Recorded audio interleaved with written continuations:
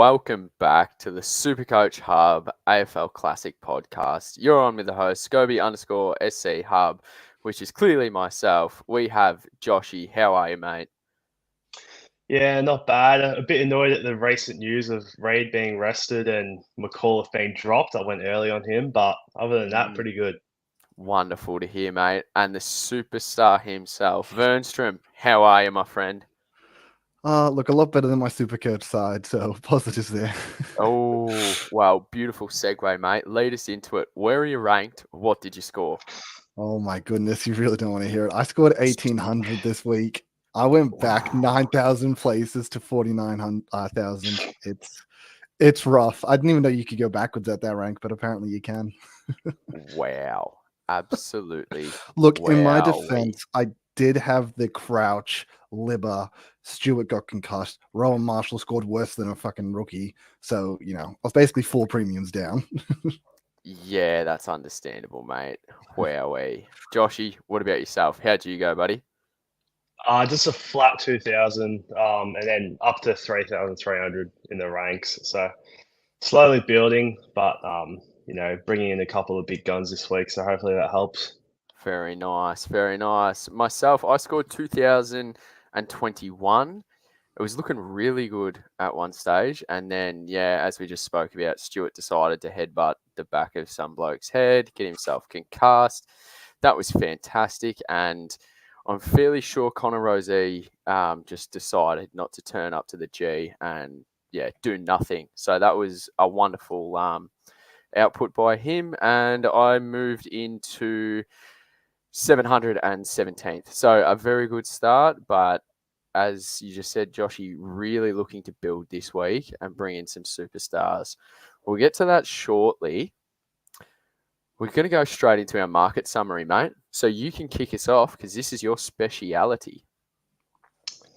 Yeah, so we'll start with the most traded in, top 5 most traded in. But this week we'll do ranked in the top 10%. Just Wonderful. there's a lot of dead teams outside the top 10% now. Yes. Sorry, Verns. Sorry, Verns. Sorry, mate. Yeah, it's a better indication of who is going where. But fifth most traded in is a player that we both have scooped. I'm not too sure about Verns, but Dan Houston, 6.7% of the top 10% have traded him in so far. It's 1.1k teams. I mean, he hasn't gone under the ton all year. Just came off a big 141 and could have another massive week this week against the Saints, who really struggle against halfbacks. They give up a lot of points to halfbackmen. Yep. So as an owner and obviously on his raw numbers, I'm absolutely all for this trading. He's actually, like, I mean, I know everyone and their dog's probably going to VC Gorn, but I wouldn't be opposed to VCing Houston, actually, especially as they're playing at home. Verns, do you have Houston at all, mate? Nah, definitely someone I was big on in the preseason, but when Heaney sort of popped up, decided to move him out to get Heaney. It was him or Wines. Definitely chose the wrong one there, unfortunately. Oh, that's unlucky. But look, he's been elite. Like as you said, hasn't dropped below the ton. He's then hit a ceiling score. I mean, very low percentage of people that put a C or VC on him last week. And as you mentioned, what St. Kilda at home this week, like that screams VC to me as a non-Gorn owner.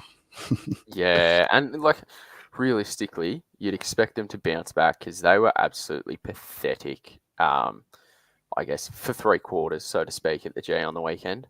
Yeah, I mean both teams were, so they both might bounce back. Yeah, that's true. Very true. Who we got next, mate? Someone that I'm not actually that big on, unless I have to get him in. But Biggy Newen, 1,574 teams to trade him. That's 9.1% of the top 10%. So, a fair chunk of teams are getting him in. I'm just not too keen on him, given the fact that they've still got Cullen Dawson that's not too far away to come in, and with Comben, I know he went forward on the weekend, looking decent as an interceptor, and then I don't know why, but they love to keep core on that side, and also a couple of other guys. I just think that he could be dropped at some stage. I saw a lot of North fans not too big on him, even though his stats on face value look all right, but apparently gave up a lot of goals on the weekend. But yeah, 27.7% now own him, and a fair chunk of game in.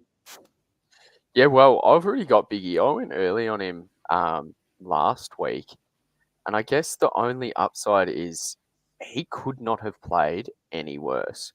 Like, he was absolutely deplorable and still somehow got a 46.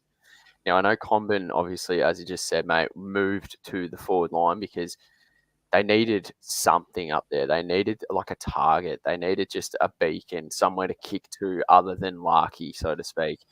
And I don't know, like, if that's literally how he's going to score and the way he played, I mean, looked like he got a knee knock in that first quarter. I don't know if that was just his third leg swinging between the pillars and knocking it on the inside, but he looked shocking for the first quarter, but worked his way into, I guess, a less than respectable score, which was a 46. So, I mean, if he doesn't play, it's just another loop option. And I mean, as well as McAuliffe probably teaches me especially not to go early on rookies to force those upgrades. Burns, what's your thoughts on Biggie, mate? Yeah, I mean, look, you mentioned a sort of a cardinal sin usually going early on these rookies. I think you did a good wrap up of him, but honestly, he's just not really for me. I don't know how long he's going to be in that team. Maybe get 1-2 price rises out of him. I don't know if that's enough to justify it. Saying that, I do understand why people are going there because our rookie stocks that are up and coming, they're non-existent. Yeah, they're a bit rough. Well, a bit. They're very rough. Who we got next, Joshy? Next up is, I mean, it's hard to ignore a big 168, but it's someone that started very slow and a lot of people got burnt by, and it's Jordan Dawson. 1,700 teams in the top 10% brought him in, so that's 9.9% of the top 10%. I'm not that big on him. I think I'd rather Walsh. I mean, a lot of people are going both, but I just think if you're going one, it's definitely, I think, got to be Walsh. You know, Crouch is coming back this week. How does that affect him? Probably not too much when you consider his numbers last year of Crouch late in the year. He was still averaging well, but does it take some CBAs off him? Potentially. But even when Dawson had the CBAs earlier in the season, he was scoring, sub 90s and kicking poorly. So got North this week, so you can probably expect a big score. But for a whole season at 533K, I'm just wondering if it is actually enough value to bring him in. Verns, what's your thoughts on Dawson? Because he is like, this just screams Vern's pick to me. No, I'm actually really big on getting him, honestly. I mean, as you mentioned, he's up against North. North is his best team to play. He averages 118 on them. That's way above his average against anyone else. So he not normally tears them up, saying that they are at what, Bloodstone Arena or whatever it's called. And that's a pretty windy oval that normally doesn't benefit people that rely on effective, ball use. And as Josh sort of mentioned, like, he was actually good, to be fair, early in the season on a super coach aspect once you take out the efficiency. So I guess an AFL fantasy aspect. If he can get his efficiency together, he's definitely playing at a level that if he kicks it at 70% plus, he's going to be good. So I'm happy for that. And look, the other thing, I mean, with the 3 players this week that you're looking at, Walsh, Dawson, McRae, they've all got Walsh has Chera out, so when he comes back, how does that affect him? Dawson, yes, Crouch wasn't there, but it hasn't historically affected him. And then McRae had Libber out. How does that affect him? They all have question marks about premiums coming back in that could affect their role. But I think Dawson, just at that crazy good price, it's just, I don't know, it's especially with such poor rookie stocks. Like, I feel like we got to go kind of cheap to get them. Now, I just had a little giggle because you're getting a lot of love in the chat, mate. Everyone is here, not for myself, not for Joshy, but for you, all right? So just remember that. But back to Dawson, I am more than happy to wait a week. More than happy. Seemed as if he was playing like a wing half-back role. If that's going to eventuate, see what happens with Crouch. Like, you don't need to pick him up this week. I think he's break-even 73. I mean, even if he scores a low ton, he's not going to rise that much. And I think we need to see the data. So I'm happy to wait on Jordan Dawson. Joshy, who we got next? Second most traded in by top 10% is Sammy Walsh. Quite obvious, 166 or 130. Obviously does have the injury history, but those are massive numbers for someone who has averaged 117 and 111 before his career. 37.9% of the top 10% of trading in. So that's 55% that now own him. It's probably going to keep rising. 6,586 teams are trading him in. I'm one of them. Has a good record against Geelong in his last couple of games, and his fixture could be worse. He's got Collingwood, Melbourne, Sydney in the next few weeks. I think I'm definitely going to be getting him, and a lot of other teams are getting him. I completely agree. When I first started playing Supercoach, I was very against literally anyone that played for Carlton because I absolutely hate them with a passion. And there is nothing worse than when a team you hate is doing well and a superstar from said team is going bananas. Like obviously they have Geelong this week, but next week when they play the Pies, he is an absolute lock for an either VC or C shout because he just tears us up. We don't have a matchup to go with him, and he could easily have 40 and just do whatever he wants. 576k, like that's unders in my eyes for what he represents, and I am 100% bringing him in this week. Ferns, your thoughts, mate? Yeah, look, it's really the injury risk that scares me off him at the end of the day. Like, if he ends up having a reoccurrence with this back, it flares up. Worst case scenario, not even that he misses a week or two, he then just starts underperforming. He then starts dropping these low tons, these 90s. And we sort of saw this last year. He started like a house on fire. People got baited into bringing him in. And then as the year went on, he just slowly regressed. Obviously, he then popped off in finals, which was a completely different story. But I'm really scared of bringing in a guy that could slowly regress or then end up missing a game. I do know I was stuck with Parrish a few years back when Parrish ended up getting that 1 week injury. And then next week it was another 1 week. And then the next week it was another 1 week. And next thing you know, he's been out 3 weeks. And I think that's something that wouldn't surprise me if that happened with Walsh, where his back flares up and then he ends up missing a few consecutive games, but you don't really get the notification of that. And so it's not one of those things where it's like, 3 weeks, trade him out, whatever. It's a 1 week, but then it's a 1 week again, and you just end up holding him the entire time. So unfortunately, I feel like in my position, I don't have the luxury to really take a punt on that sort of pick. So I'm going to steer clear. Interesting, mate. Interesting. I like it. It's nice hearing the other side of the argument. Who's next, mate? Hugo Garcia, so total of 54% of the top 10% of trading him in. He's the number one downgrade option this week, it seems like. Nguyen has a bit of job security risk attached to him. You got McAuliffe, who's been dropped, and obviously Riley Garcia still has another week to play until he's on the bubble. So 9,386 teams trading him in. He's now owned overall by 63% of the top 10%, and to me it just makes sense.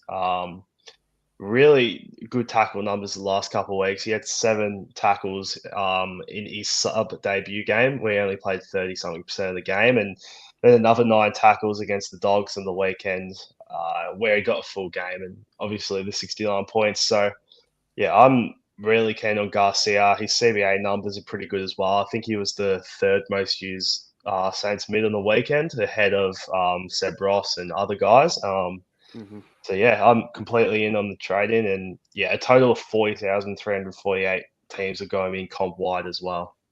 Yeah, no, I'm he's in for me. And I think the 69 is actually a misrepresentation of what he could have scored as well, because fairly sure at the start of the game he gave a free kick away in 50 and he was on -12 or something to begin with. So that could have easily been 80 and above. And we all know how hard it is to, I guess, build that score up accordingly once you have just such a terrible start. But he's in for me. Ferns, surely you're picking him. Surely you're not going rogue. No, 100% on board with that. And as you mentioned with the -12, it's even more important in a game that was heavily scaled to the starting quarters because they got run over. So yeah, he definitely played at least an 85, I think. Just a shout out to Tom Robson in the chat. Yes, we can have my cricket exploits, particularly over Kane Farrell. We'll share that story later on. Everybody stick around for that. Joshy, who are the top trade out options? So the fifth most traded out player at the moment in the top 10% is Ollie Dempsey, a player that I didn't have. I'm pretty annoyed that I never had him because he ended up making 158k, but a break even of 66, it probably is time to chop if you can afford it. Obviously, I think a lot of people do have big issues in Ollie Dempsey at the moment. He's rather reliable as an on-field scoring option, which is we're lacking at the moment, especially in this best 22 landscape. But 1,520 teams in the top 10% have traded him out, so 8.7% overall. Still in 30% of the top 10% teams, so still in a fair few teams, but he's starting to get traded out. I mean, I don't have an issue trading out Dempsey at all. He's been a fantastic cash cow. Picked up that DPP as well. I think the only thing is if you have a player with, I guess, that in that similar price range that doesn't have DPP and the break evens are relatively similar, I'd probably be looking to move out that player rather than Dempsey. But besides that, he's done his job. He's been fantastic. I missed him as well, which was a shame. But yeah, that's my thoughts on Ollie. Ferns, what are you thinking, mate? Yeah, and I completely concur with you boys. Someone I unfortunately missed too was some fellas I knew were really hot in Lazaro, and I thought I had extra money, so I'd go up to him. Oh, yeah. Maybe don't listen to them again for the rest of the year, mate. Although Lazaro is still kicking along quite nicely. Oh, only 50k difference, so not the worst. True. The next one is, one of the best rookies for the year, Jeremy Sharp. He ended up making 213k. Still could make a little bit more, but probably not too much. Go break even at 72. Wingmen have gone all right against the Dogs this year, so maybe a little bit more. I'm personally keeping him just purely because I don't want to risk Williams as my current D6 with no cover on the bench in case he's not named. Because there's a couple of games that kick off before that Carlton team is even named to start. But a total of 12.9% of the top 10% have traded out Jeremy Sharp. So 2,242 teams. Completely understand why people are doing it. Yeah, I'm trading Sharp out. He's done his job. I was not big on him in the preseason at all, and I literally had one bench spot left, and I had the cash for him over 117k player, and it was one of the best decisions I've made so far. But his time is done, and he gets me putting him towards two other premiums. So goodbye, Jez. Thank you very much for your service. Ferns, are you trading Jez out? Do you have Jez? What's the go there? You missed him, didn't you? I did miss him. That's right. I'm really glad I have Clark though. He's tearing it up. But I think as you mentioned before, this is a comparison. If you have Dempsey, if you have Sharp, you're probably going Sharp over Dempsey out this week. At least that's what I would think. How do you boys feel about that? Yeah, I think I'd agree. I think just because Dempsey has that forward status, you can get one of the more unreliable rookies off in the forward line off field, especially if Reid out this week. But yeah, if I had the choice, I'd probably be keeping Dempsey as well over Sharp. I completely agree. And because of that DPP, I think that DPP is extremely handy. Extremely handy. Who's our next player, mate? Next one is another player that burnt a few by getting him in, but he still made the 123k, which at the end of the day isn't that bad. And it's D'Ambrosio.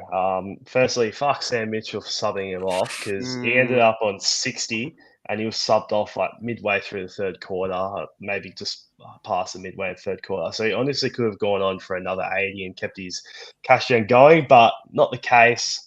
15% of the top 10% of trading out, 2,610 teams. Break even's still just 45 though, so I still feel like there's a bit of life left in him. Supercoach have it here. If he scores 84, he goes up another 18k, and he's done that. He's gone over that 3 times this year already out of 6 games, so it's definitely possible. He's not the worst guy to still have in field, but if you're cashing him in for a big dog like a Houston, like a Ryan, or using a DPP swing to get in a primo mid or something, I can see why people are doing it.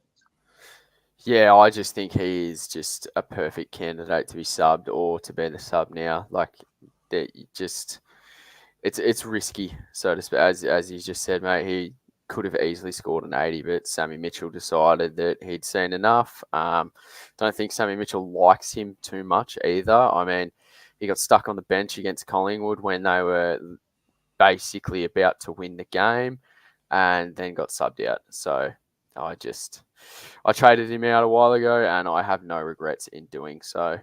Ferns, what's your thoughts on Massimo, mate? Yeah, I mean, look, it's fine to be trading him out. He's got a lot of cash on his head, 350K. That can get you a lot. I mean, I still think, yeah, as Josh mentioned, a little bit more money left to be made in him, and I feel pretty comfortable with him on field personally. You mentioned a little bit of fear, I guess, of him getting subbed or whatnot, but I would think that usually when players get subbed, it's unlikely the next round they get subbed again. So I feel all right if I was fielding him, but if you did trade him, no problem there. Plenty of cash. Wonderful, mate. Wonderful.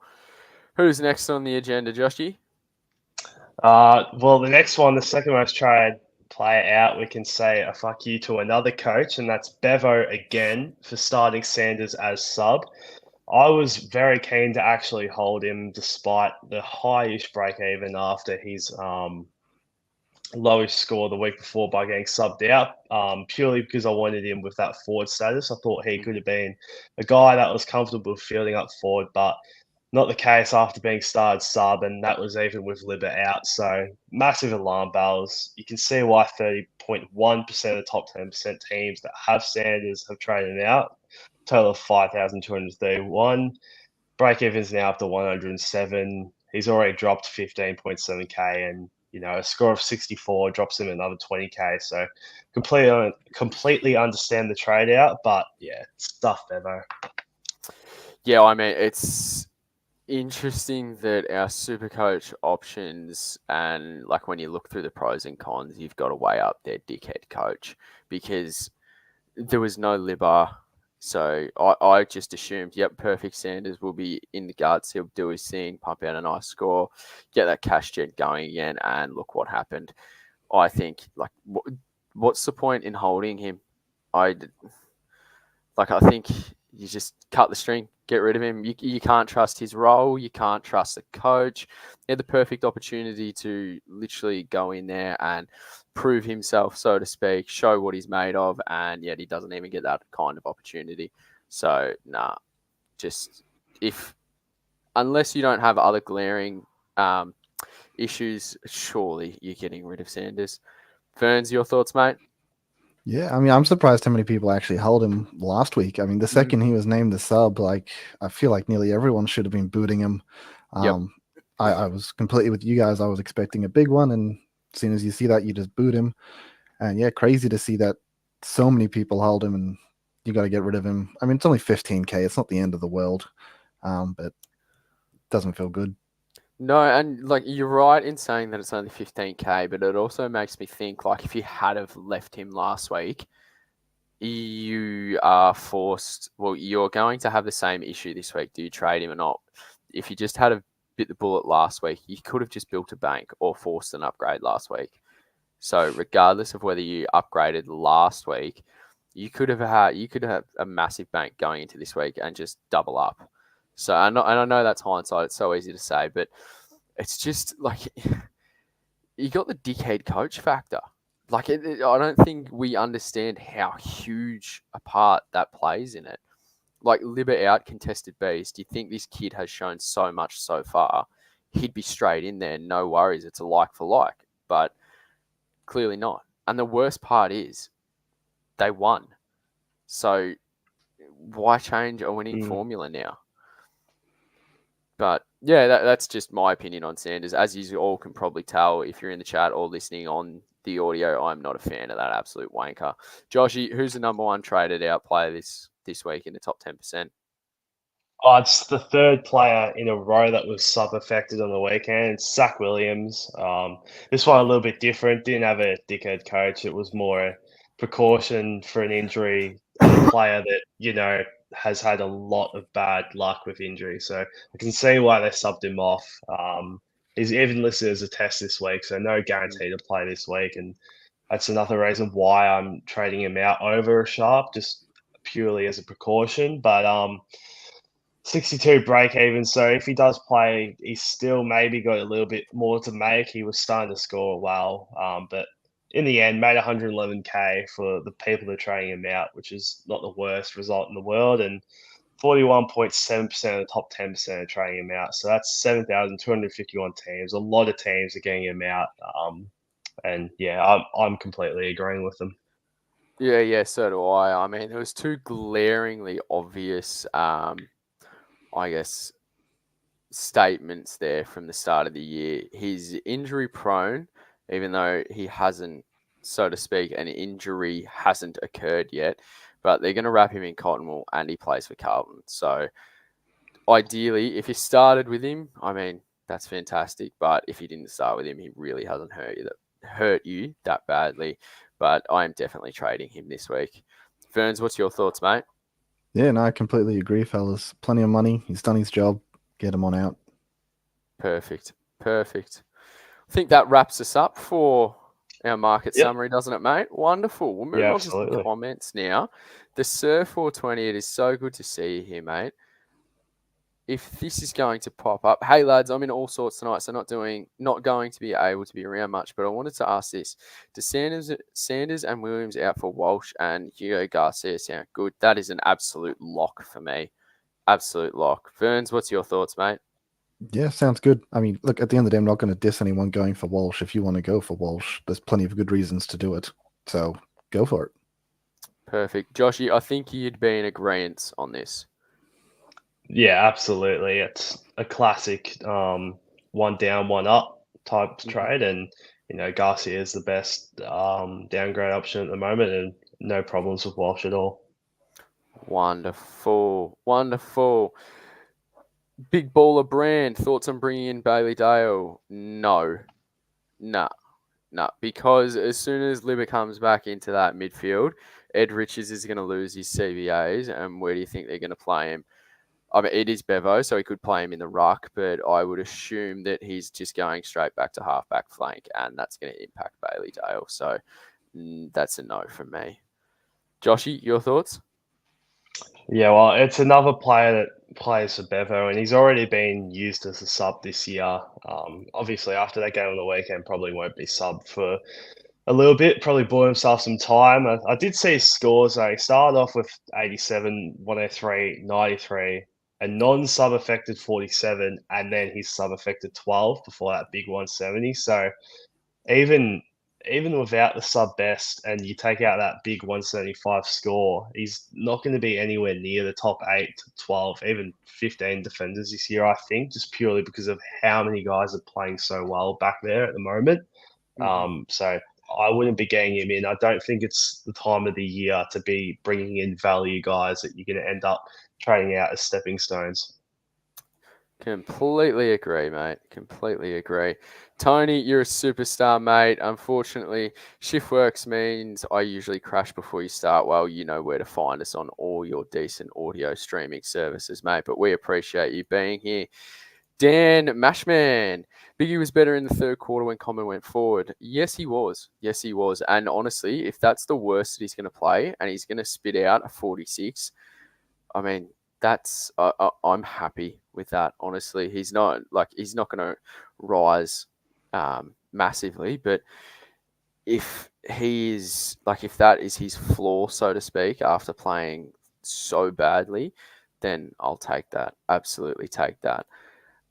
Big baller brand, too risky to hold on to both Williams and Massimo. Joshy, what's your thoughts? Because I don't think it is that risky, but I wanted to highlight your situation in particular regarding Williams, if you wanted to elaborate on that, mate.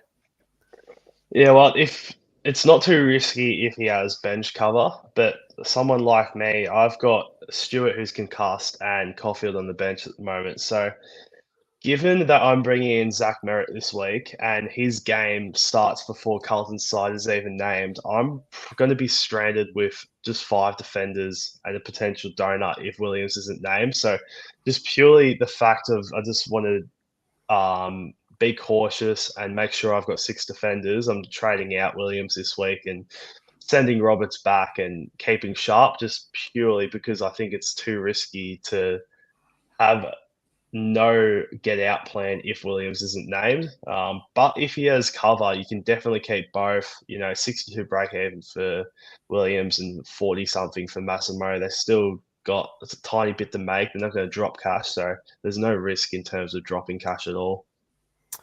Yep. No, that's understandable. Verns, is it too risky to hold on to both Williams and Massimo? No, I don't think so. I think Josh covered it pretty well. Like, I think you'll be pretty safe. They're on-field scorers. I think you're all good. Wonderful. Next one, Supercoach Pro. Great to see you here, mate. Yo, what's going, boys? Why do I feel it's going to be a huge carnage round if a lot of owned players, no good rookies, went early on Hugo Garcia, so now I'm stuffed for a downgrade this week? Yeah, that's unfortunate, mate. Like, I would not be going early on the other Garcia either. And, I mean, I don't think there's anyone that you'd really feel comfortable on going early on. Unless I'm wrong. Josh, is there anyone that you'd feel comfortable going early on, mate? No one that I'd go early on, but only thing I'll say is if he doesn't have Biggy, maybe get Biggy if you feel like it. But I did watch a bit of Supercoach Pro. I'm pretty sure he's played quite aggressive this year, so I think he might have both of Garcia and Ewan anyway. Yeah, there's nothing wrong with doing nothing either. Verns, is there anyone that Supercoach Pro could potentially go early on? I know you like to think out of the box, so this is probably right up your alley. Look, I'm not a fan of going early. I mean, you obviously felt the repercussions this week going early on two players that may not even play, so usually try and avoid that. I guess the only two, as you mentioned, Garcia, and then the other one that could potentially be a shout is Naismith. We do have Bolter, I believe, out for 1 to 2 weeks, so I wouldn't feel comfortable doing it, but it's a playing player. Naismith's a good shout, actually. I completely forgot about him. Yeah, absolutely. We have Tom Robson, Carroll to Garcia, easy one this week. Yeah, that's a lock, mate. However, Zach Williams also ready to go, but not enough dollars to go one down, one up with only 486k to play with. What's the play? Boost with another downgrade feels forced. Yeah, I completely agree. It does feel forced. I don't know if that's going to be worth it. But then again, I double downgraded last week and took 400,000 into this week to double upgrade. So there's nothing wrong with just having cash in the bank and patiently waiting. As we just spoke about, I don't think there's anyone that you'd feel relatively comfortable on going early on this week. Joshy, again, unless I'm missing someone, is there anyone else that Robbo can go early on, so to speak? No, I don't think so. I mean, Burns did just mention Naismith, but I think a lot of people do have Livingston at the R3, so probably can't downgrade him anyway. But there is a lot more flexibility for the guys that have Luke Jackson there to swing him. But I mean, that's with Naismith. You have the forward DPP. You downgrade a forward, flip him forward, and then bring in Naismith. But then you could end up with two dead ruck rookies, so that would not be good. That would be an absolute nightmare. But look, I definitely feel Tom's pain here because me personally, I was trying to go down Lazaro, up Williams, and I was like $300 short of going to Dacos, and that's kind of forcing me to kind of boost just to make that little bit of extra cash just to make that sort of move.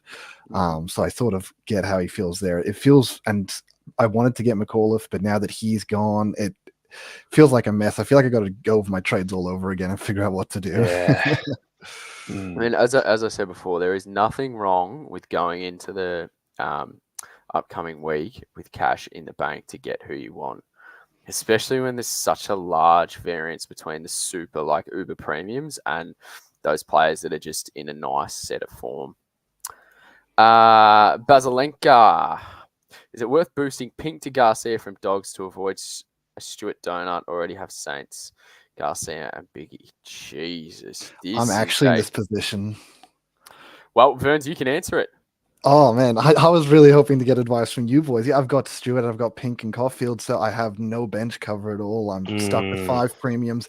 As I mentioned, I was sort of going Caulfield to McAuliffe, so then I could get just someone and then flip like closely back or just like a defensive mid back to get some cover. But now that McAuliffe's gone, I'm personally stuck here. I don't really want to side with Stewart myself, but I don't know where to go with it. I have a confession. I don't rate Tom Stewart at all, and Joshy will know that because literally after every Geelong game, I send him a message telling him my wonderful and positive thoughts on this long-haired Yahoo that literally has done sweet FA for the entire year. If you have cash in the bank, I am not adverse to sidewaysing him to another premium if it means missing out on a donut. That's just my advice. How do you feel about Stewart to Dacos? That's something. Oh yeah, lock. You're going from a potato to an absolute superstar. Like it's what kind of human runs into the back of someone's head and concusses himself? And there's one thing also, I know clearly he didn't mean it, but it's a reoccurring thing. I saw this post on Twitter today. Every year for the past 5 years, Tom Stewart has had some kind of injury or something's happened where he's either gone down with a score in the teens or the 40s. I think off the top of my head, he went down with an 11 and an 18, a 41, a 42, and then on the weekend with whatever it was, a 48, and then obviously the 62. So it's weird. It just keeps happening. So, yeah, I mean... The thing that's giving me nightmares right now is last year he got knocked out round 1 on 18. He then obviously didn't play round 2. Round 3 came back, dropped like 170. And I'm sitting there like, this is going to be the week I side with him, and he's going to come back and just smash a 170. He owes us. He owes us. We have the Sir. Thanks, lads. Appreciate his heaps. Might use my first boost and downgrade sharp to bank 200k for upgrades next week. Maybe by going early on the Dogs Garcia. You cannot go early on the Dogs Garcia. Purely one word, Bevo. You just can't do it. You cannot trust that he's going to have the same role that he's going to have like last week, and that's going to continue going forward. Absolutely no way at all. Joshy, what's your thoughts, mate? Yeah, well, I did like before Garcia came in, I floated that he could come in because his VFL form was just absolutely ridiculous. Like he was getting 30 plus numbers every week and also kicking goals. But the only problem with him is that he is an inside midfielder, not a forward. And I just think with Liver back, he's probably going to be getting pushed up forward more than we'd probably like. And obviously, he's a massive sub risk as well. Like this is a guy that it's his 5th year in the system now.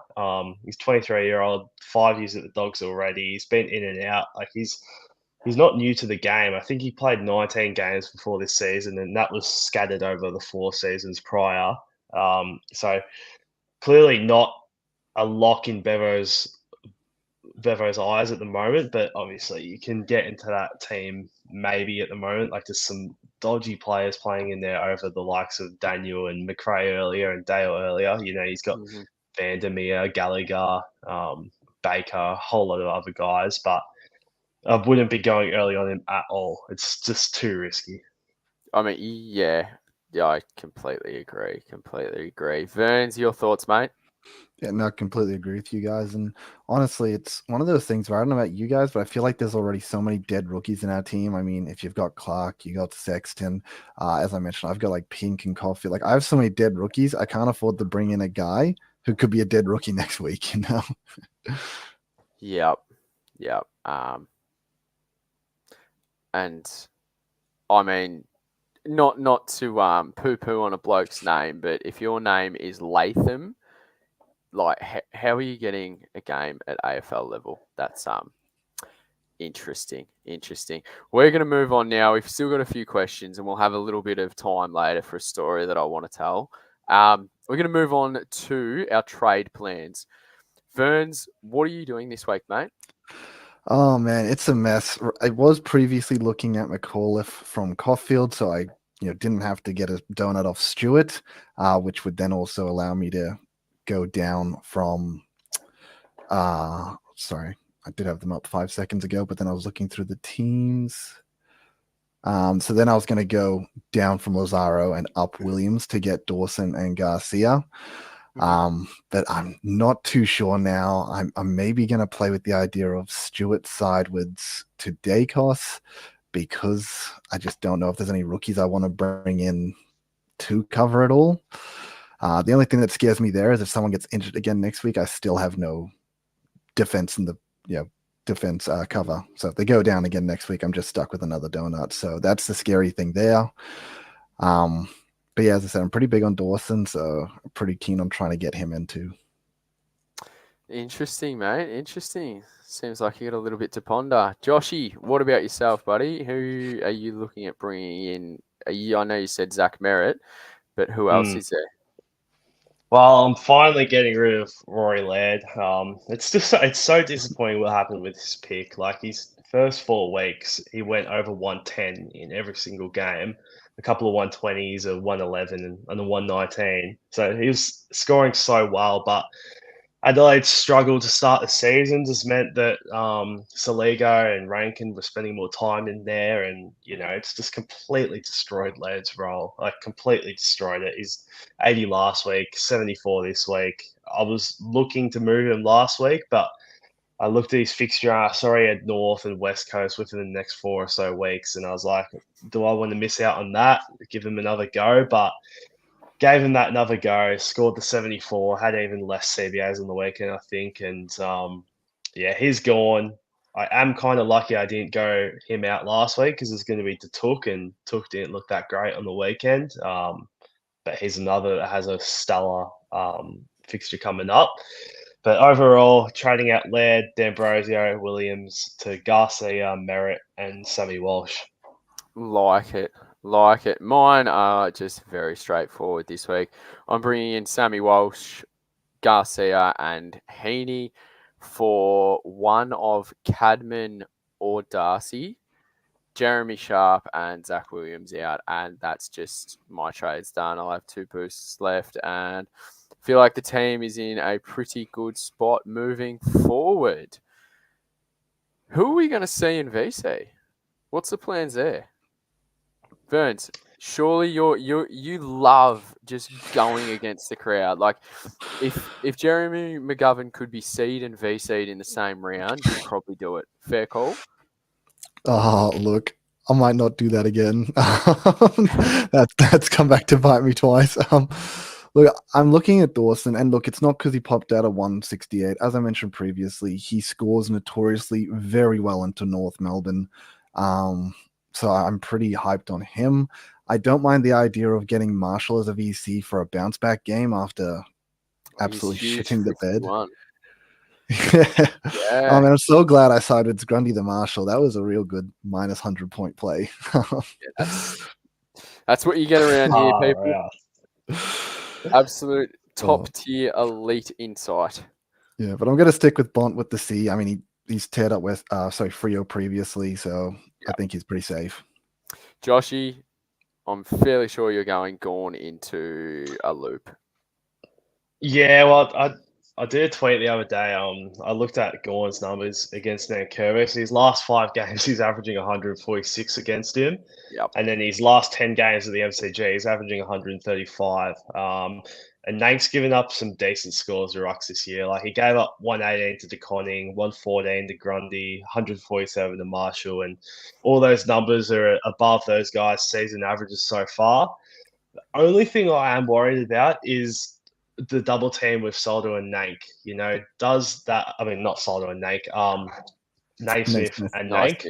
Yep. Like the double team has worked against Gorn before. I'm not sure if Naismith and Nank are the guys that can implement that. We'll have to obviously wait and see, but VC on him, and if that does fail, then I kind of like the good feel pick about putting the C on Merritt on Anzac Day and seeing in the stands and hopefully watching a big 160 and Essendon win. No fucking way. No, absolutely not. That's disgusting. We won't be talking any more about an Essendon win. couldn't imagine how easy life would be if you owned Gorn. Like, I mean, you guys just sit there every week. You're like, yep, VCC locked in, easy game, so good. Try playing the game on hard mode and trade him. Bernsey, if you had to listen to us, mate, you'd have an easier decision this week. Me personally, my VC will be Gorn, and my C is probably it's probably going to be Livingston. Let's face it, there's no point needing to talk about it anymore. We're almost done. So we'll get to the last little bit of questions and we'll shoot through them.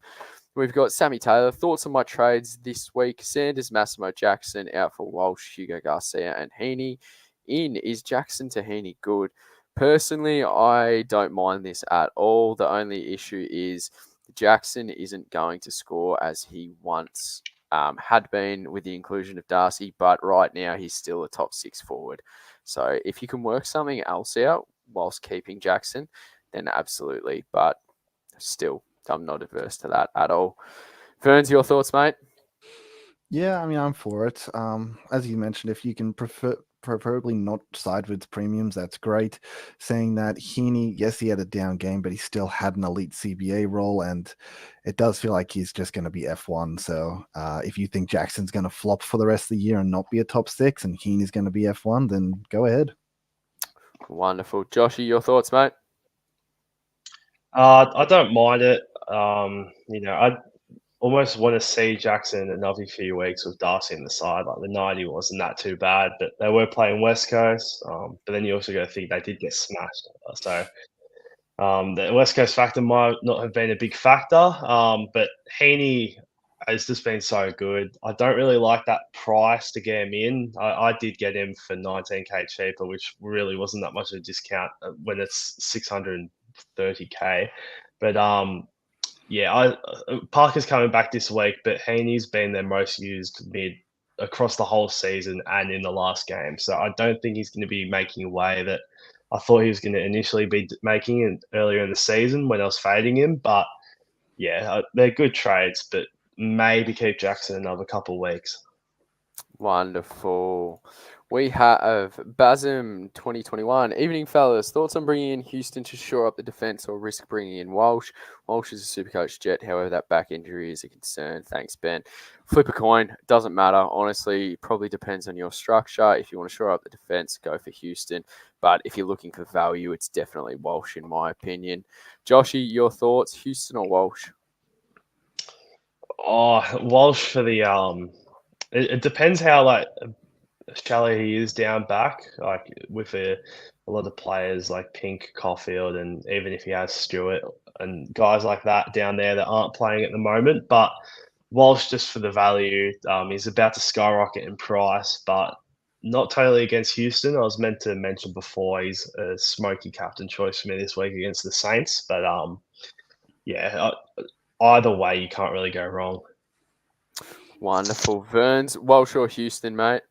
Yeah, I mean, look, really comes down to your risk tolerance. As I said, I'm not going to tell you not to go Walsh, but if you're a little bit concerned about that back, I would feel pretty happy you going Houston, just a bit of comfortability, in a pick. And if you don't own Gorn, then he's a great VC option, as Josh mentioned. So, yeah, absolutely. Friendly Greedo, great to see you here, mate. You are an absolute superstar. I've arrived late, so I don't know if discussed, but what are our movements, Jez Sharp, going forward? Making a move this week, or do you see his viability break even about 72 from memory? PS go Pies. You're a Pies man. You're an absolute superstar. We love you, mate. Jez Sharp, if he gets you up to a premium, move him on. But there is definitely no harm in keeping him one more week. Joshy, I think you would probably agree with that sentiment. Yeah, I'm keeping him, so you can definitely keep him another week.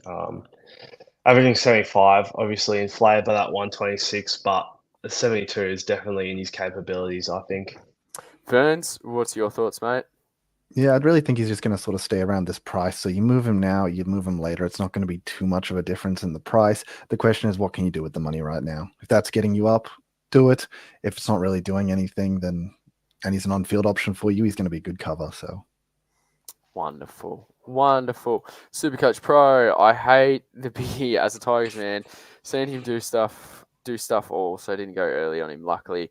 Naismith is risky too. He has to play a good game forward to stay in, even though his comp is Cozzy and Ryan. Well, surely he is a better prospect than Cozzy and Ryan. As I said, like if you can work something out with a little bit of DPP, Naismith is not a bad option to bring in this week. Is that fair, gentlemen? Yeah.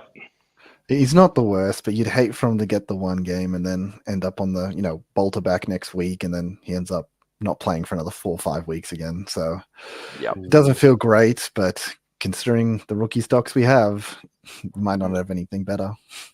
Yeah, no, I agree. Lockie Sims, Walsh or Dacos the better in this week?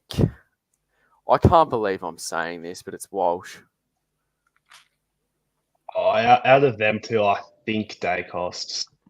I don't know. Like, this is the cheapest you're going to see Dacos all year. His break-even is 95 now, and he won the Anzac Medal last year with a score of 145, and I can easily see that happening again this season, if not even more. I don't think we're going to put anyone on him.